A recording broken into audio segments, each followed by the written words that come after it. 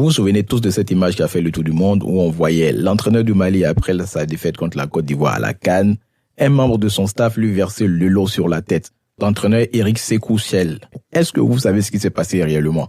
Bon, écoutez, l'entraîneur lui-même explique ce qui s'est passé ce jour-là.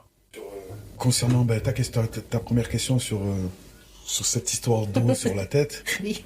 il n'y a pas beaucoup de monde qui est au courant. Avant cette CAN, durant la préparation, donc 15 jours à Bamako, j'ai fait une fibrillation auriculaire. Pendant la préparation, j'étais avec un holter. Les fibrillations auriculaires, en fait, c'est les 4 compartiments du cœur qui battent comme ils veulent. Donc, en étant assis, j'ai battu à 150, 160, entre 160 et 200 pulsations. Et donc, tout au long du tournoi final, j'étais suivi parce que j'avais des cachets pour le trouble du rythme. J'avais des cachets pour empêcher qu'il y ait des caillots de sang. Et puis, comme mon cœur battait vite, je faisais beaucoup de malaise. Et puis, ce match-là, en plus de l'émotion, bien sûr, je fais un petit malaise à la fin.